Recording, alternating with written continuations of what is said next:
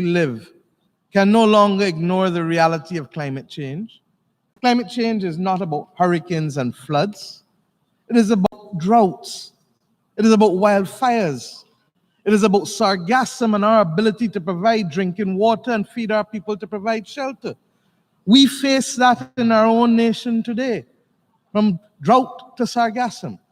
And while hurricanes may be viewed as the heart attacks, sargassum and drought are truly like diabetes, insidious and wearing us down. It is the world of our children that is absolutely at risk. And the young people of the world last Friday, across 150 countries, they chose to champion the cause of climate justice. Greta Thunberg from this platform spoke, and she must be comforted and told that when mankind cannot answer you, they will attack you. They play the man and not the ball.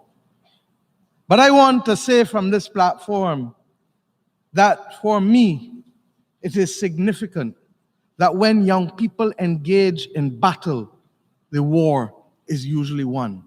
We saw it in South Africa. We will see it now in the battle against climate. And I am therefore confident that the battle will be won. The question is, and each of us in here knows it, will it be in time for our people who live in small island developing states? Small states survive this climate catastrophe before mankind finds and in the Pacific, in the oceans of the world, as small islands, we are the ones on the front line. But as I say to you all the time, make no mistake about it. Others are also in the line behind us. And as we would say in my own country, today for me and tomorrow for you. And really, what is it that is preventing us from following the science? Science, by the way, that is exceedingly compelling. I ask us, even as leaders, to be real. Real with ourselves and real with our people. Real with the young. It's about political will. That's it, nothing more, nothing less. We have been discussing the challenge of climate change for over 3 decades, from the time when small island developing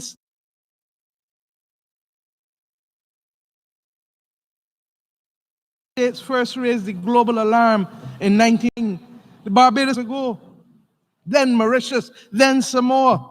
How many more talk? There are many who are deaf and many who are blind among us. And I find it ironic that after Climate Action Summit on Monday, the IPCC released another special report on oceans and cryosphere, summarized that some of the more severe consequences of climate change can no longer be avoided.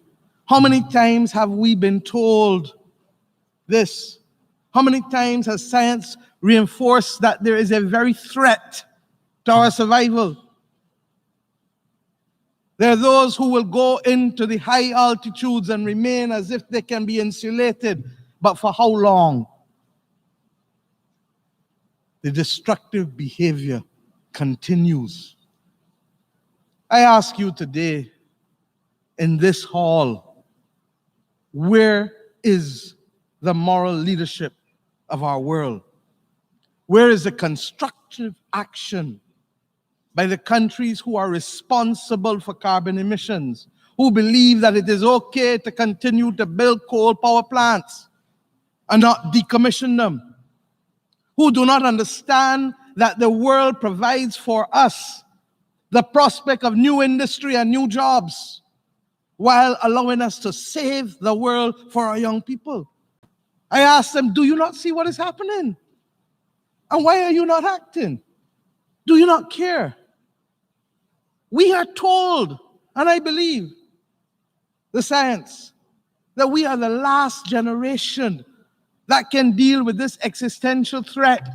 Week by week, last weekend it was Tropical Storm Karen. In the Atlantic, we were lucky that Jerry and Humberto did not go the way of Dorian.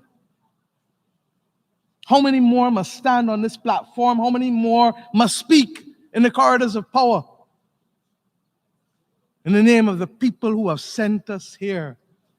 In the name of the people who expect us to create the new industries, to transition them from coal, from the destructive behavior, from the diesel cars, from the gasoline cars, changing how we build, changing how we transport ourselves. We can make that difference. It is within our power. It is within the political will of the leaders. And the time to act, my friends, is now. Never within the history of mankind has one generation had such responsibility to protect this planet. Mr. President, unfortunately, the Caribbean today also finds itself at the front line of too many other major challenges. That's why I ask all the time, who sees us and who hears us?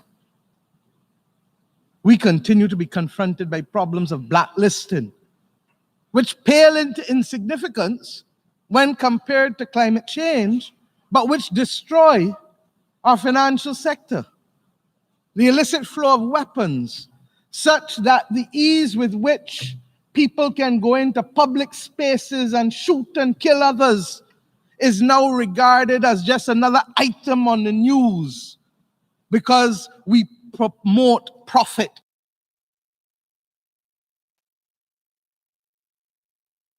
In the manufacture of non-communicable diseases that strike down our people,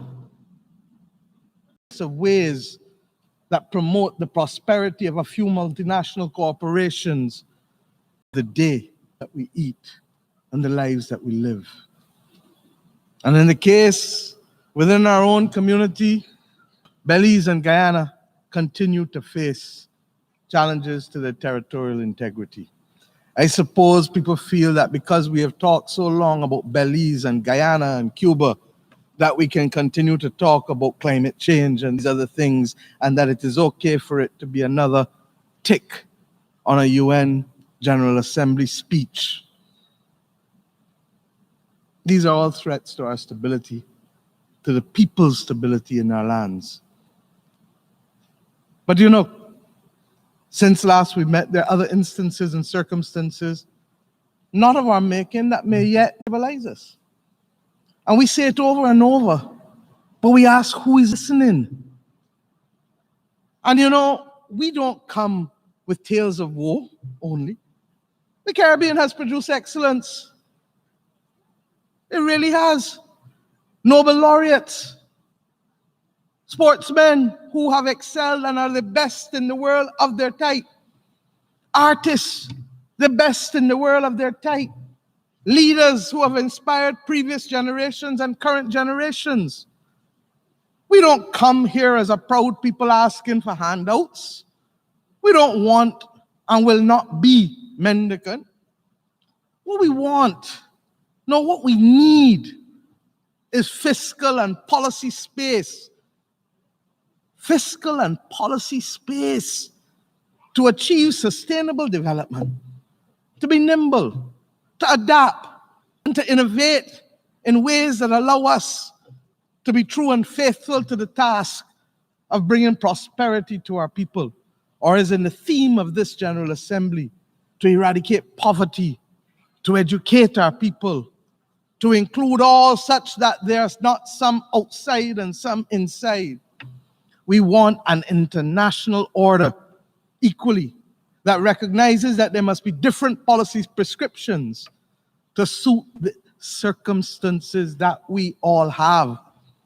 And we can still be friends, small and large, north and south, Christian, Hindu, Muslim, all different races, all genders. an equitable and just international order that is truly built on the principles of justice and fairness for all and not just for some. A United Nations that recognizes that as 74 years old, we must be able to have difficult conversations as mature people and solve them. Many in the developing world were persuaded or required to abandon policies that were designed for the majority of our population to be transformed. And those policies were fashioned to adopt a consensus that was settled in Washington, D.C. and named thereafter. And that ultimately, regrettably, was about the consolidation of wealth in the hands of a very few. That's why we have seen the growing inequality that we have seen in the world over the last few decades. That is why too many people over the world have become cynical about governments and about the benefits that they can bring to them. The fueling of the greed of a few threatens to undermine what little gains we have made since independence. And we judge ourselves harshly because independence is a recent phenomenon for us. Others who have taken 150 years to get where they have gotten are still stumbling and falling. And you want to judge those who have had less than 50 or 60 years to operate in a world that has not been made in their image and that does not reflect their interests. This is the fate, my friends, of simply too many. And Mr. President, despite our small size, the 14 countries of the Caribbean community have been able to play leadership roles of international import. I can't stand here today without talking about St. Vincent and the Grenadines.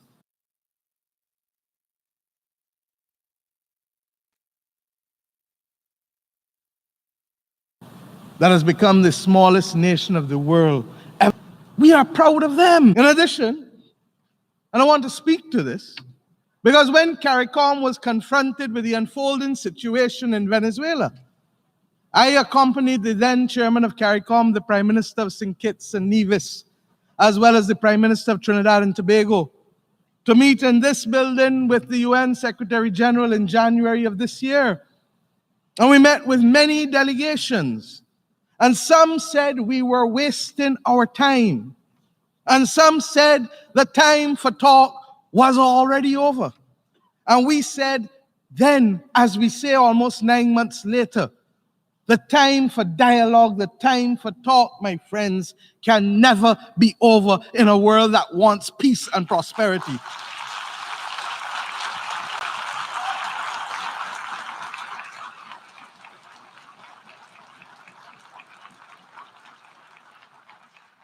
We don't take sides, but what we know is that you cannot propel war over dialogue.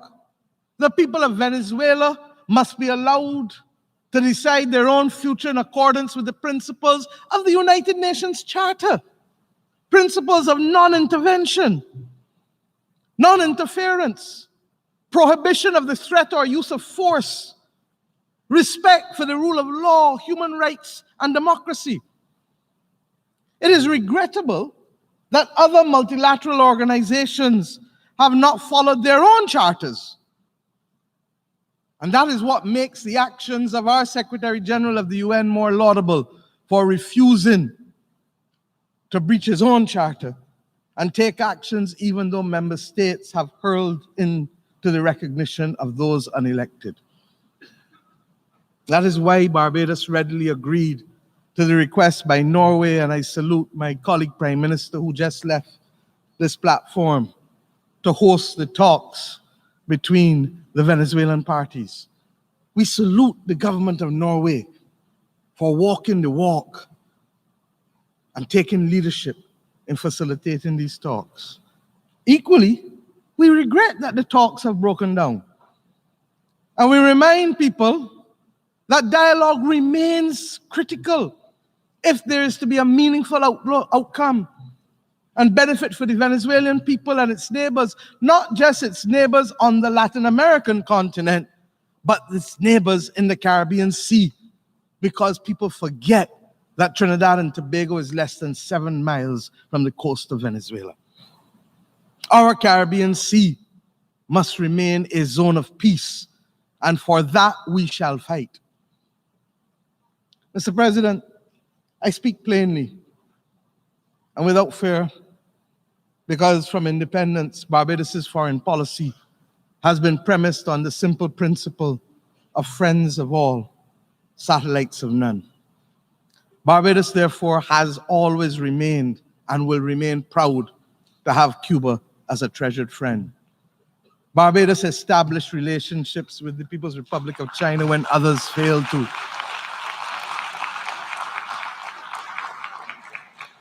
We may be small, but we are principled.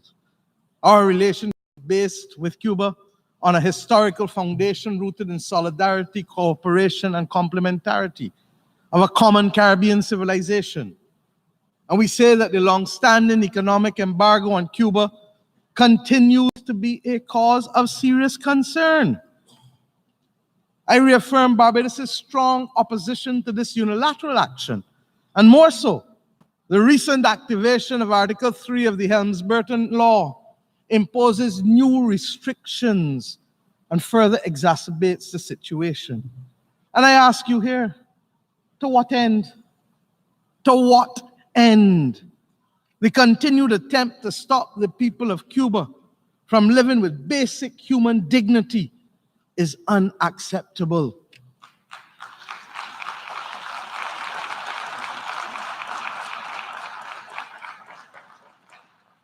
Mr. President, it is time that the global community recognizes that small island developing states are truly equal partners in the international arena, and that our special development needs must be taken into account in the multilateral forum.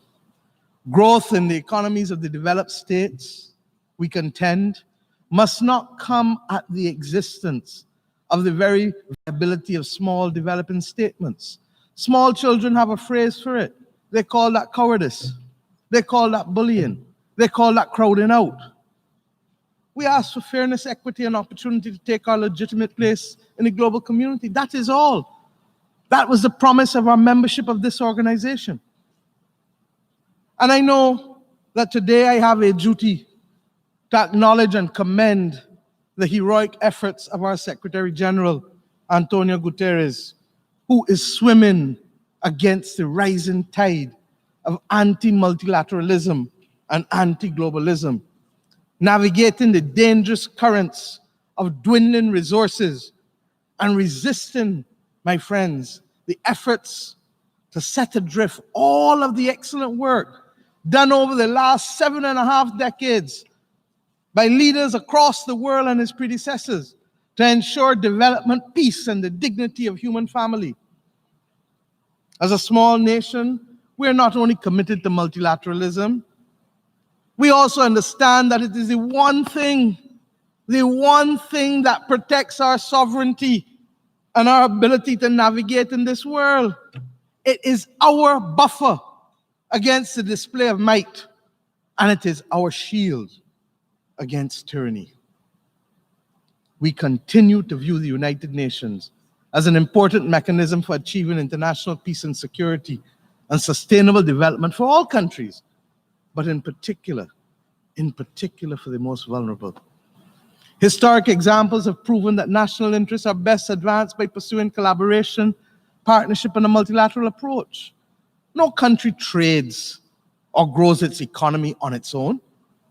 Therefore, a multilateral trading system and an international economic order which respond to the needs of all nations, even the smallest, is of critical importance, and all of us in here know it. It is for that reason that Barbados intends to and hopes to host the 15th session of UNCTAD in October next year, 2020. We will be the first small island nation ever to host the UNCTAD conference, and Barbados welcomes the unique opportunity to work with others, our partners, to shape the trade and development agenda of the organization for the next 4 years, conscious that if ever small island developing states needed to be at the center of those discussions, it is now. To discuss trade and climate, trade and the blue economy, sustainable development for our people. And we look forward to forming those critical partnerships with all UN member states to make UNCTAD 15 an inclusive and a successful event. Mr. President, the United Nations exists to identify the commonalities to help us get past the working differences. As I said earlier, there is no progress without communication, and there is no progress without talking to each other. If the consequences of not talking to each other, my friends, are a little less sleep, then it is okay, and we can accept that. But when the consequences are the loss of life and the loss of livelihood, then we are in trouble. And that is why then there are those who will believe that we are invisible. Because those who should know better and who can do more are turning a blind eye and with impunity. If the truth be told, how many times have we been ignored on too many matters? And I ask myself, really, how many times are we going to come and make the same speech from this platform? SIDS are the canaries of the international community. You will ignore us at your peril. We are the canaries. We are only noticed regrettably when it is time to garner votes or to support seats on the Security Council, or when a person wants a candidate to head up an international organization.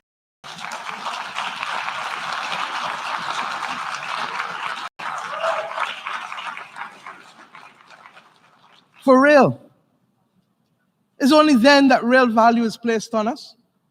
And you ask yourself, how can people be so transparent and so lacking in dignity and conscience?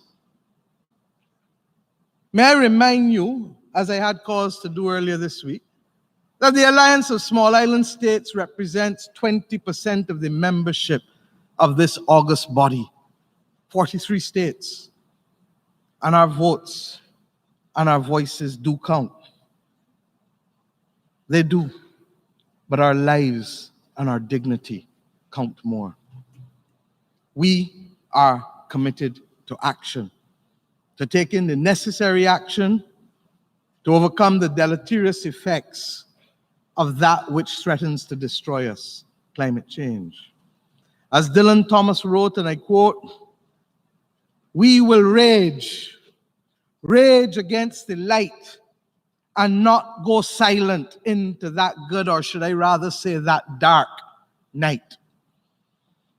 The world, my friends, is at a crossroads. And we continue to be reminded of it as recently as this morning with the speeches that we have heard.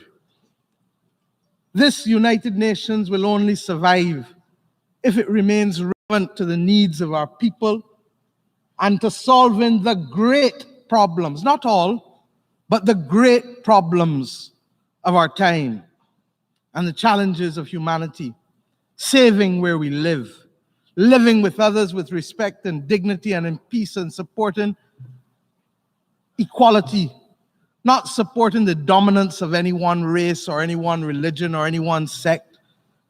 The only way this mission of this entity can be guaranteed is if country by country, and multilaterally I may add, we stand on principle, on the principles that have protected us from another great war for the last 74 years.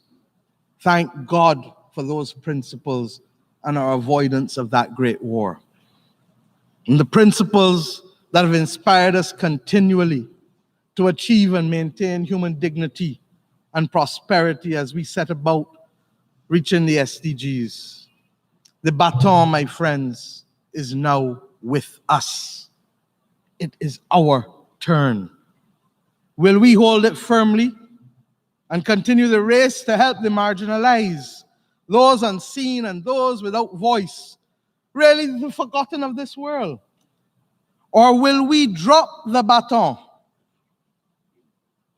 when we know better from the experiences of the last century where so many died needlessly? My country and my region are clear as to where we stand. There is no war worth it. There is no profit sufficiently large to be worth the price of war or the destruction of our planet. The people of Barbados, and I as their leader, choose to honor the legacy of our great civilization, our freedom fighters who fought for better. Barbados chooses to fight for the path of peace, prosperity, planetary protection, and hope. Barbados chooses love of self, love of neighbor, love of planet, love as a virtue. Barbados chooses a spirit of love, courage, and hope, brotherhood for all humanity. We pray that each of you will make the same decision. I'm obliged to you. Thank you.